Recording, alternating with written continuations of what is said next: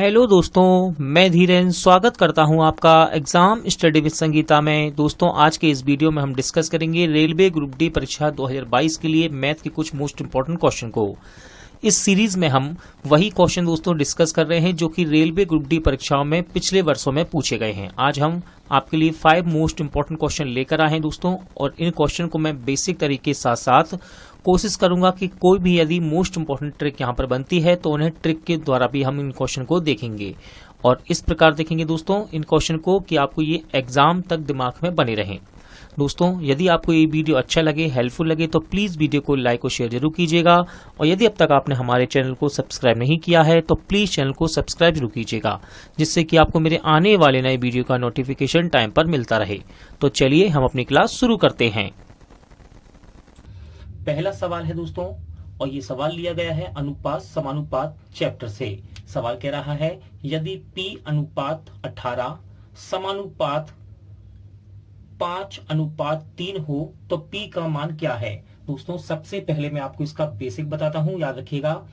इसे हम बोलते हैं अनुपात, और ये रहा आपका समानुपात। आपको एक बेसिक आपको यहां से बताना चाहूंगा, याद रखिएगा। अनुपात जब भी लिखा हो, जैसे कि यहां लिख देता हूं मैं A अनुपात B, अनुपात को आप बटे में भी लिख सकते हैं। याद रखिएगा, अनुपात को बटे में भी लिख सकते हैं। ठीक है, तो ये एक तरह से ये बटे में हो गए। और साथ ही साथ दोस्तों ये जो साइन होता है, ये चिन्ह है, ये है समानुपात का। समानुपात को हम बराबर लिख सकते हैं। क्या लिख सकते हैं? समानुपात को बराबर लिख सकते हैं। तो याद रखिएगा, अनुपात को हम लिख सकते हैं बटे में, और समानुपात का ये चिन्ह है और इसको हम बराबर में लिख सकते हैं। तो इस सवाल को हम दो तरह से सॉल्व कर सकते हैं। तो पहले मैं आपको इसका बेसिक तरीका बताता हूं। देखिए, यहां लिखा हुआ है 5 अनुपात P अनुपात 18 समानुपात 5:3। तो देखिए यहाँ एक मेथड दोस्तों हम यूज करेंगे। देखिए कैसे। सबसे पहले हम इसमें एक तरीका लगाएंगे दूर दूर पास पास का। क्या? दूर दूर पास। देखिए ये दूर वाले हो गए, दूर दूर, और पास पास। दूर दूर का गुणा करेंगे और पास पास का गुणा करेंगे। तो देखिए दूर का गुणा दूर में करते हैं हम, और पास का गुणा पास में करते हैं। जो पास वाले नंबर हैं इनका गुणा पास में करते हैं। और मैंने आपको क्या बताया, समानुपात की जगह हम बराबर रख सकते हैं। अब इसको सोल्व कर लेते हैं। 3 6 18। ठीक है, तो P की वैल्यू कितनी आ गई? 6 पंजे 30, यानी कि इसका सही आंसर हो जाएगा आपका ऑप्शन बी। अब देखिए दोस्तों, हम इसे इस मेथड से भी कर सकते हैं। P अनुपात 18 को आप क्या लिख सकते हैं? आप लिख सकते हैं इसे P/18। और 5:3 को क्या लिख सकते हैं? 5/3। और समानुपात मैंने आपको क्या बताया, आप इसको बराबर लिख सकते हैं। तो बराबर लिख दीजिए। देखो इससे सॉल्व करते हैं, ये कट जाएगा इससे। 3 6 क्रॉस मल्टीप्लिकेशन होगा तो 6 यहां में जाएगा गुणे में। तो P की वैल्यू जाएगी 6 पंजे 30। तो हम इसको इस तरह भी कर सकते हैं। अगला सवाल देखते हैं। क्वेश्चन है दोस्तों, इंपॉर्टेंट रहेगा। संख्या पद्धति यानी कि नंबर सिस्टम से क्वेश्चन लिया गया है, और इंपॉर्टेंट रहते हैं इस प्रकार के सवाल। सवाल कह रहा है आपसे, इनमें से कौन सी संख्या 9 से भाज्य होगी। दोस्तों, इस तरह के सवाल एग्जाम में पूछे जाते हैं। कभी वह आपसे कहता है कि 9 से विभाज्य होगी, कभी कहता है 6 से विभाज्य होगी, 2 से। तो यहाँ हर एक नंबर के अपने अपने नियम होते हैं। जैसे जैसे मैं आपको प्रैक्टिस कराता जाऊंगा वैसे वैसे ये नियम भी बताता जाऊंगा। तो यहाँ आपको सवाल में देखना है 9 से भाज्य है, यानी कि 9 से कौन सी ऐसी संख्या है जो 9 से पूरी तरह से विभाज्य है या कट रही है इनमें से। तो दोस्तों, इसे हम नियम और साथ ही साथ ऑब्जेक्ट ऑप्शन के हिसाब से करेंगे। देखिए, सबसे पहले आपको याद रखना है कि 9 से विभाज्य होने वाली का संख्या का नियम क्या होता है। तो याद रखिएगा, मैं आपको लिख कर दिखा देता हूं, जिससे कि आप इसे किसी एक जगह नोट डाउन कर लीजिएगा, लिख लीजिएगा। देखिए, जिस संख्या के अंकों का योग, याद रखिएगा, लिख देता हूं मैं, जिस संख्या के अंकों का योग 9 से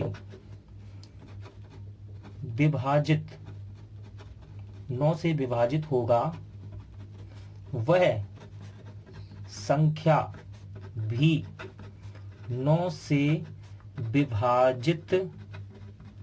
विभाजित होगी। याद रखिएगा, फिर से बताता हूं, जिस संख्या के अंकों का योग, इनमें से जिस संख्या के अंकों का योग 9 से विभाजित होगा वह संख्या भी 9 से विभाजित होगी।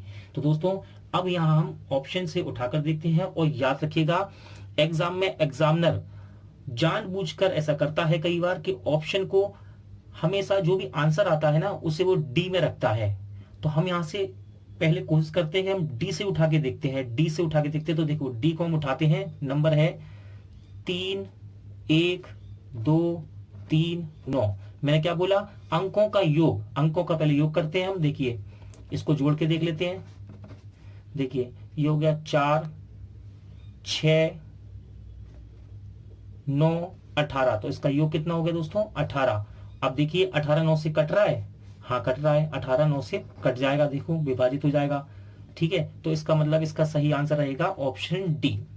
बाकी नंबर भी हम जोड़कर देख लेते हैं, कहीं गलती तो नहीं कर रहे। ऐसा भी कर सकते हैं आप ऐसे, देखिए 2 9 3 9, इसका योग कितना आएगा 23। तो ये तो हो नहीं सकती, 23 9 से कटेगा नहीं, क्योंकि फिर देखिए 9 1 10 2 3, ये होगा दोस्तों आपका 24, ये भी नहीं कट रही 9 से। इसको जोड़ते हैं 8 9 12, ये हो जाएगा दोस्तों कितना 21, ये भी 9 से नहीं कट रही। तो इनमें से ये एक संख्या निकलकर ऐसी आई जिसके अंकों का योग 18 है और वो 9 से विभाजित हो रही है। तो याद रखिएगा, जिस संख्या के अंकों का योग 9 से विभाजित होगा वह संख्या भी 9 से विभाजित होगी। तो इसका राइट आंसर रहेगा ऑप्शन डी। अगला क्वेश्चन देखते हैं। अगला सवाल देखते हैं दोस्तों। इस क्वेश्चन को भी मैंने नंबर सिस्टम यानी कि संख्या पद्धति से लिया है। देखिए क्वेश्चन कह रहा है, निम्नलिखित में से कौन सी संख्या 6 से विभाज्य होगी। दोस्तों इससे पहले हमने सीखा था कि 9 से विभाज्य होने वाली, अब हम सीखेंगे 6 से विभाज्य होने वाली। तो दोस्तों यहां भी एक कंडीशन है, मैं आपको कंडीशन लिख कर बताता हूं जिससे कि आप उसका स्क्रीनशॉट कर लीजिएगा या उसे कहीं लिख लीजिएगा, जिससे आपको हमेशा याद बना रहे। तो देखिए, यदि कोई संख्या, याद रखना, यदि कोई संख्या 2 व 3 से विभाज्य हो, याद रखिएगा, यदि कोई संख्या, इनमें से कोई सी भी संख्या 2 या 3 से विभाज्य हो तो वह संख्या 6 से भी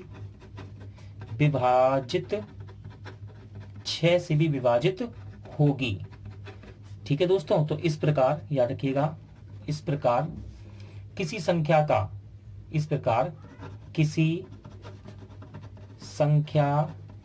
का 6 से विभाजित होने का नियम क्या है या फिर उसकी कंडीशन क्या है, 6 से विभाजित होने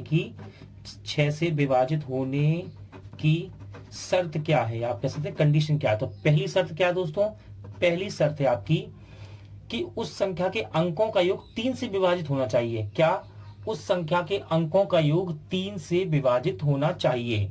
उस संख्या के अंकों का योग 3 से विभाजित होना चाहिए, 3 से विभाजित। और दूसरी कंडीशन है दोस्तों, दूसरी कंडीशन क्या है, दूसरी कंडीशन है उस संख्या का अंतिम अंक यानी कि लास्ट नंबर, अंतिम अंक सम हो। तो देखिए हम देखते हैं उठा के, इसको जोड़कर देखते हैं। पहले 1 2 3 4 5 4 6, इसे जोड़ते हैं, जो हो गया 10 13 14 15 16। तो दोस्तों 16 क्या 3 से कट सकता है? मैंने आपसे क्या बोला, संख्या के अंकों का योग 3 से विभाजित होना चाहिए।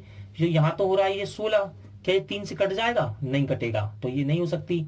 इसे जोड़ते हैं, 3 3 6 6 4 10 और ये हो गया 18 टोटल। तो देखिए इसका योग हो रहा 18 और ये 3 से कट सकता है, 18 3 से कट सकता है, तो ये इसका आंसर हो जाएगा। आगे देखते हैं, देखिए 1 2 3 4 4, इसको अगर जोड़ेंगे दोस्तों हम आपस में तो इसका योग होगा कितना, 14, जो कि 3 से नहीं कट रहा। आगे फिर देखते हैं, इसको देखने की जरूरत ही नहीं दोस्तों, क्योंकि मैंने आपसे क्या कहा, लास्ट अंक सम होना चाहिए, लेकिन ये तो सम है ही नहीं, तो ये भी नहीं होगा। तो इसका सही आंसर क्या रहेगा, ऑप्शन बी। अगला क्वेश्चन देखते हैं। अगला क्वेश्चन देखते हैं दोस्तों, क्वेश्चन है रेलगाड़ी से लिया गया है, इंपॉर्टेंट क्वेश्चन रहेगा। 48 किलोमीटर प्रति घंटा की गति से चलने वाली एक रेलगाड़ी एक 200 मीटर लंबे प्लेटफॉर्म को 27 सेकंड में पार करती है तो रेलगाड़ी की लंबाई बताइए। दोस्तों इस प्रकार का सवाल मैं आपको पिछले सेट में भी बता चुका हूं, जहां मैंने आपको कुछ छोटे छोटे नियम बताए थे रेलगाड़ी के। अब मैं उनको दोबारा से रिपीट करता हूं, तो ध्यान से सुनिएगा, याद रखिएगा। जब भी कोई रेलगाड़ी किसी प्लेटफॉर्म को या फिर किसी सुरंग को या पुल को पार करती है तो रेलगाड़ी की लंबाई और प्लेटफॉर्म की लंबाई या सुरंग हो, इनकी लंबाइयां आपस में जुड़ जाती हैं, याद रखिएगा। ठीक है, तो देखिए अब हम सवाल को सॉल्व करना शुरू करते हैं।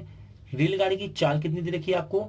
चाल रखी है आपको 48 किलोमीटर प्रति घंटा और समय दे रखा है आपको 27 सेकंड।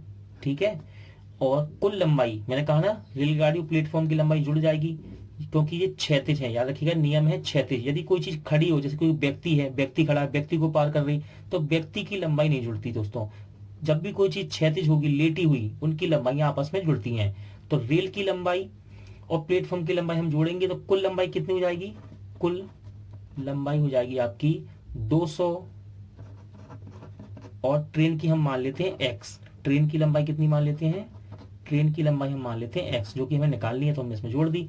तो आप यहां से 3 फॉर्मूले होते हैं दोस्तों, चाल बराबर दूरी बटे समय, दूरी का है। आप कोई सा भी एक फॉर्मूला यूज करके इस सवाल को सॉल्व कर सकते हैं। यहां हम लगाते हैं चाल वाला। देखिए, चाल बराबर दूरी बटे समय। ठीक है, चाल कितनी दे रखी है आपको? 48 किलोमीटर प्रति घंटा। 48 किलोमीटर प्रति घंटा।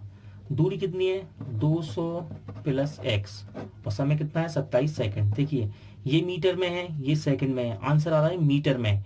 और चाल आपको दे रखी है किलोमीटर प्रति घंटा में। तो याद रखिएगा, जब भी चाल को किलोमीटर प्रति घंटा से मीटर पर सेकंड में बदलते हैं दोस्तों, तो हम 5/18 से गुणा कर देते हैं। याद रखिएगा, 5/18 से गुणा कर देते हैं।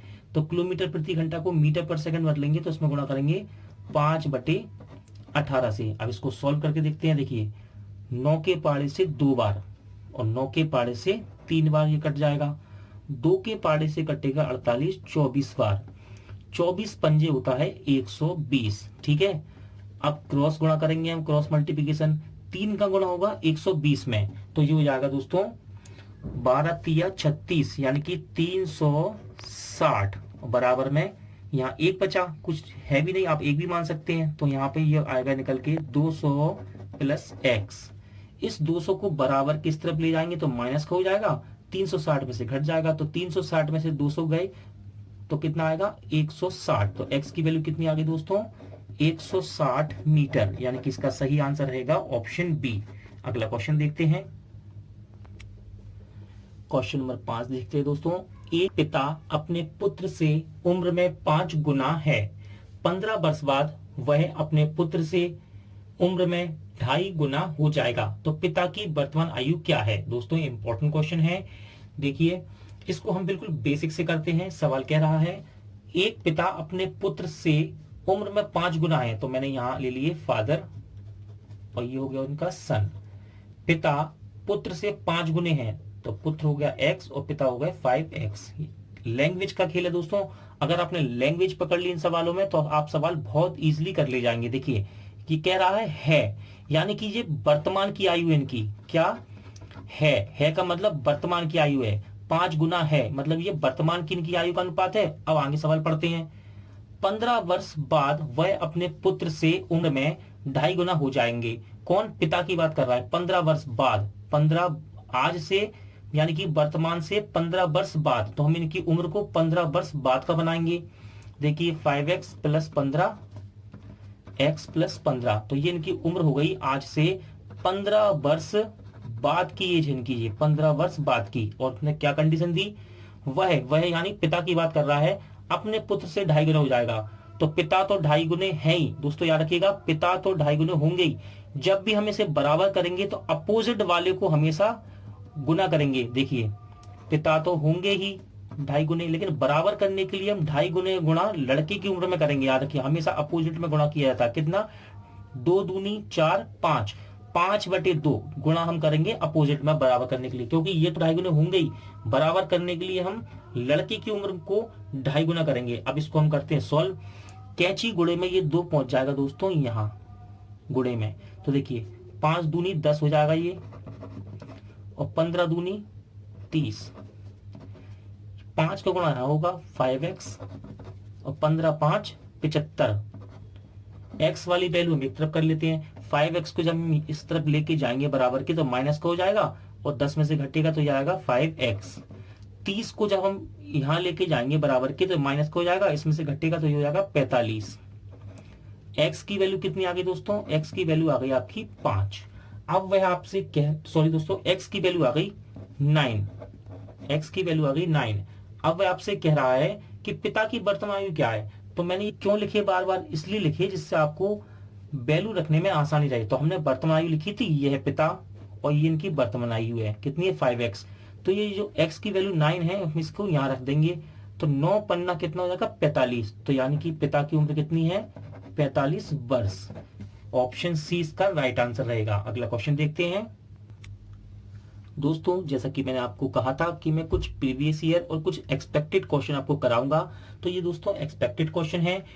क्वेश्चन है परसेंट से। आज मैं आपको प्रतिशत के 3 सवाल एक्स्ट्रा कराने वाला हूं, और ये क्वेश्चन एग्जाम के लिए इंपॉर्टेंट रहते हैं और रेलवे के एग्जाम में पूछे भी गए हैं। तो पहला सवाल है, यानी कि प्रैक्टिस का सवाल है, 90 का कितने प्रतिशत 240 होगा। दोस्तों जब भी इस प्रकार के सवाल आपको दिखाई दे प्रतिशत के, इनको लगाने के लिए आप हमेशा याद रखिएगा, लैंग्वेज अगर आपने इनकी पकड़ ली तो ये सवाल बहुत ही आसानी से हो जाते हैं। याद रखिएगा, जिस भी नंबर के साथ का लिखा हो, क्या का, उसे हमेशा आप परसेंट में नीचे रखेंगे। यहां आपसे कह रहा है 90 का कितने प्रतिशत 240 होगा, तो का किसके साथ लगा है 90 के साथ, तो हम 90 को रखेंगे नीचे।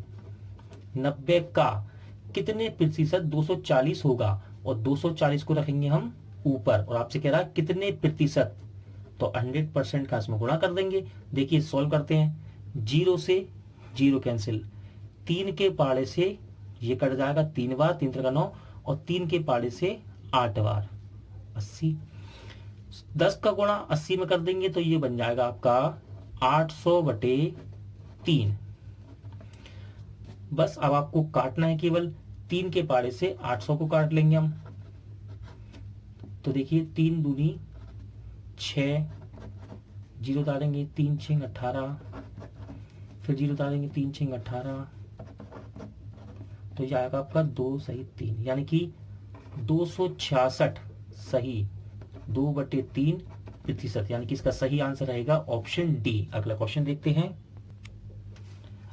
अगला क्वेश्चन देखते हैं दोस्तों, 6.8 किलोग्राम का कितने प्रतिशत 17 ग्राम है। दोस्तों इंपॉर्टेंट क्वेश्चन रहेगा आपके लिए ये। देखिए ये सवाल भी मैंने उसी प्रकार से लिया है जैसे कि आपने 6वां सवाल किया था। देखिए इसमें आपसे कह रहा है 6.8 किलोग्राम का कितने प्रतिशत 17 ग्राम है। तो अब मैंने आपको क्या बताया, जिसके साथ का लगा हो उसे आप नीचे रखिएगा। देखिए 6.8 किलोग्राम का, तो इसको नीचे रख दिया, जिसमें का लगा था उसे नीचे रख दिया मैंने। कितने प्रतिशत 17 ग्राम है, 17 को ऊपर इंटू 100%। अब दोस्तों यहां याद रखिएगा, एक वैल्यू आपको किलोग्राम में है और एक ग्राम में है, तो आपको याद रखना होगा 1 किलोग्राम में कितने ग्राम होते हैं 1000 ग्राम। तो हम इस किलोग्राम को ग्राम में बदल लेंगे। देखिए कैसे, और सॉल्व भी करते जाएंगे साथ में। पहले मैं यहां से पॉइंट हटाता हूं तो ऊपर एक 0 बढ़ जाएगी, ठीक है। ये ग्राम में है, ये किलोग्राम में है। किलोग्राम को ग्राम में बदलने के लिए 1000 से मैं करता हूं गुणा इंटू 100%। देखिए 0 से 0 कैंसिल, 0 से 0 कैंसिल, और एक इस 0 से ये वाली 0 कैंसिल हो जाएगी। अब 17/68 बचा, तो 17 चौके 68, यानी कि 1/4। जब हम 4 का भाग 1 में देंगे तो कितना आएगा, पॉइंट लगाएंगे 0 बढ़ाएंगे, फिर होगा 2 2 5, यानी कि 0.25%। तो इसका राइट आंसर क्या रहेगा दोस्तों, ऑप्शन सी। अगला क्वेश्चन देखते हैं।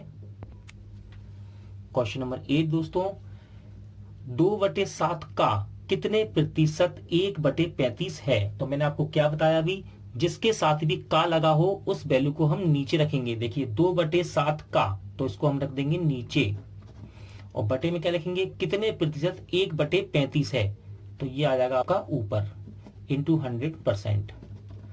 दोस्तों ये ऊपर जाएगा जब इसके साथ गुणे में, तो ये पलट जाएगा। देखिए 1/35 गुणे, जब इसको ऊपर लेके जाएंगे तो ये पलट जाएगा, ये हो जाएगा 7/2 इंटू 100%। देखिए इसको सॉल्व करते हैं, 7 से कट जाएगा 35, 5 बार, 7 15 35, ये हो गया 5 दूनी 10, 5 दूनी 10, और 10 से एक जीरो से जीरो कैंसिल, तो इसका आंसर आ जाएगा 10%, यानी कि ऑप्शन डी इसका राइट आंसर रहेगा।